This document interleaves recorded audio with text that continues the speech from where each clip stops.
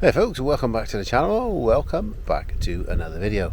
Today we're going to take a look at a very special place, the very first property rescued, owned, call it what you like, by the National Trust, and it's called the Clergy House, and it's here in Alfriston in East Sussex, and we're going to have a look inside and take you with us.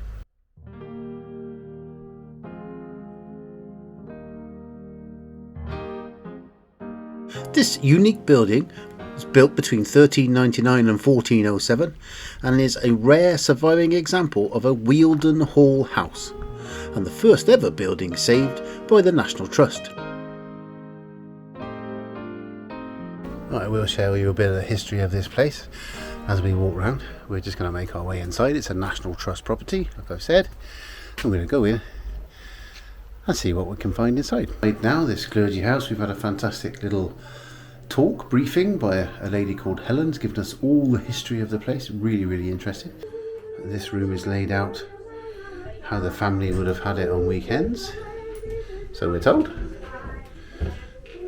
Nice cosy little room. This is the reading room and would have been the priest's solo with a staircase leading to a bedroom upstairs. Today it's laid out and furnished exactly how it would have been in the early 1900s. What looks like a nice bit of afternoon tea laid out there on the table. Very nice.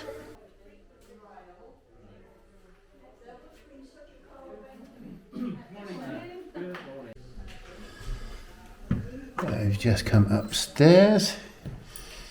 We're checking out the bedroom. Not sure that bed looks particularly comfortable. This is the bedroom and is decorated to represent how the last village tenant Harriet Coates would have lived. After her death in 1896, the house was sold to the then fledgling National Trust for £10. Originally, this would have been the priest's bedroom.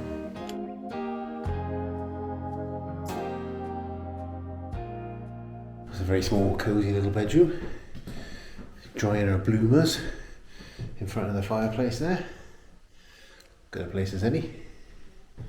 It's quite cool in here, isn't it, Kim? It's warm outside, so this obviously would have been cool in the summer, but I imagine very cold in the winter, hence the fireplace.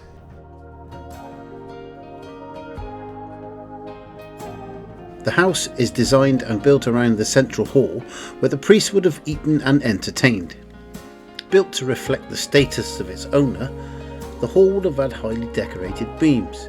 This oak leaf on the east end wall, some say is the inspiration for the National Trust's emblem, but unfortunately there is no evidence to actually back this up.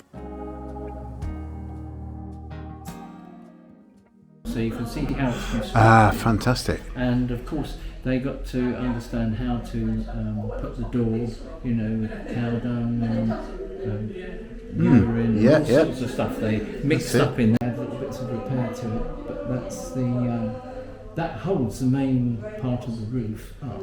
That would have been the two doors there, one into what we call the buttery when the room was divided, and that was the pantry. Now the buttery is not to do with butter, it's to do with beer. But, right, okay, yes. With very knowledgeable volunteers on hand, we enjoyed listening and finding out all about the history and indeed how this house was constructed. The floor is currently made of sour milk and chalk, although this was not original to the house. Smoke from the fire that was in the centre of the hall would have escaped through the window openings and the roof. And if you look up, you can see where some of the beams have been blackened by it. There is evidence that shows as far back as 1897, which was the year after the purchase of the property by the National Trust, this room was open to the public and was the first ever room the National Trust opened.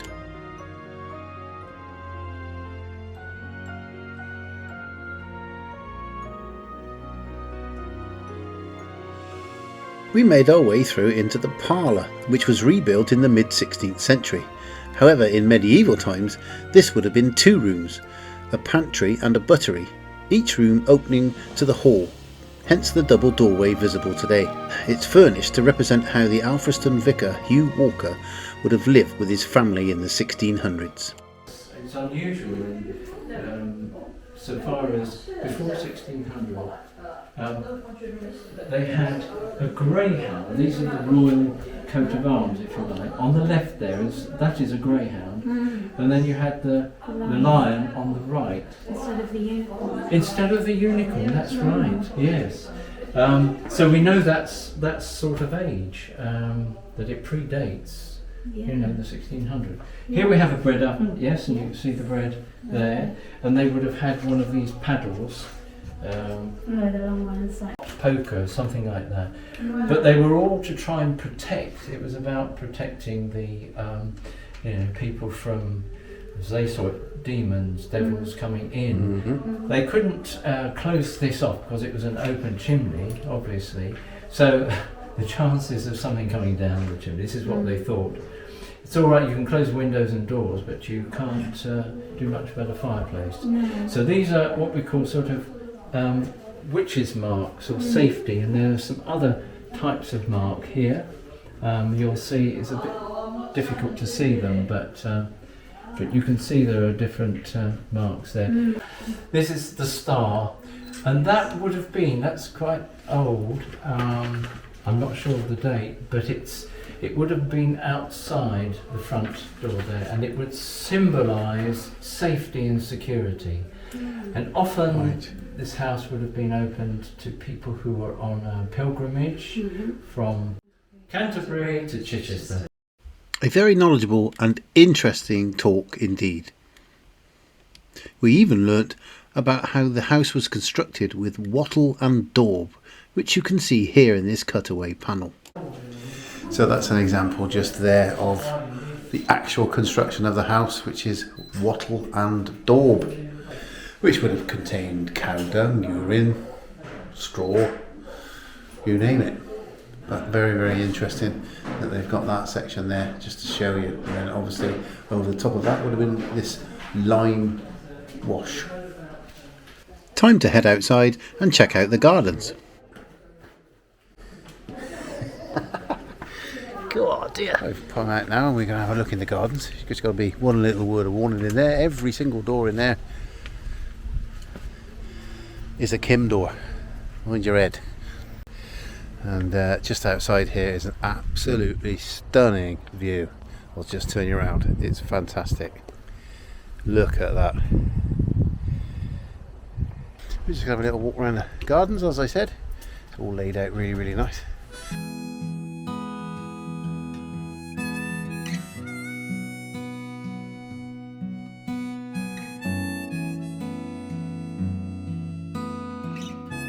We wandered around the beautiful gardens laid out and planted with gorgeous flowers and vegetables. Luckily for us, when we visited, it was a scorching hot day and all the flowers were out in bloom.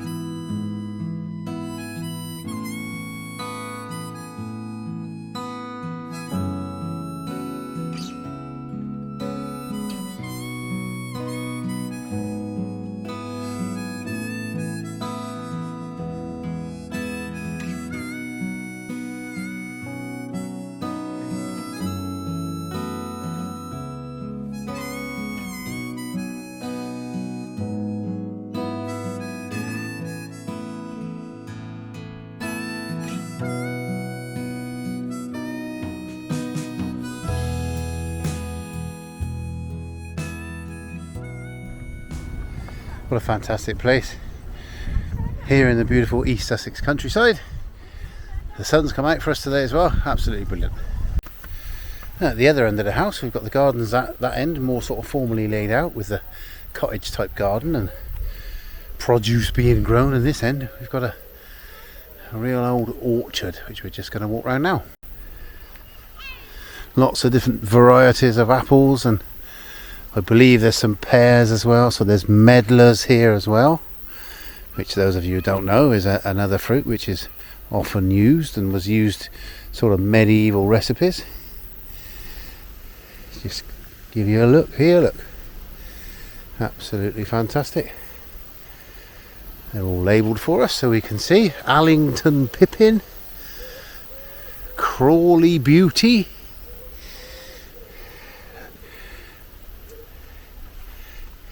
so I imagine some of these are sort of native to this area of East Sussex.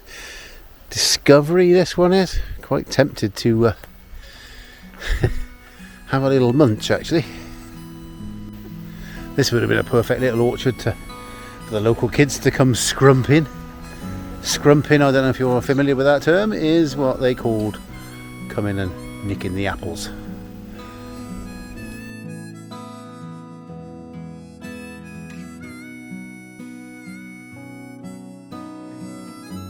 Wow. Those of you that know will know. You've got 30 seconds to tell me in the comments what that is. Quickly show you. Time's running out. Can you tell me what it is? Type it down below. Those of you that are right, well done. Those of you that are wrong, try harder. That is actually a mulberry. So, a mulberry bush. So here we go round the mulberry bush. And if you keep your eyes open very closely, you will spot several species of butterflies in this orchard and the gardens.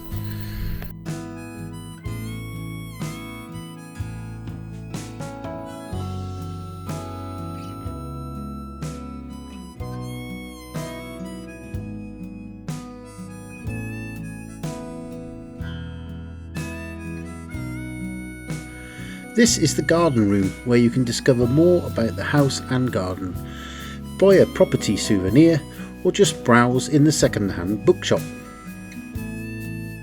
Any money you spend goes directly to the upkeep of the property and the gardens.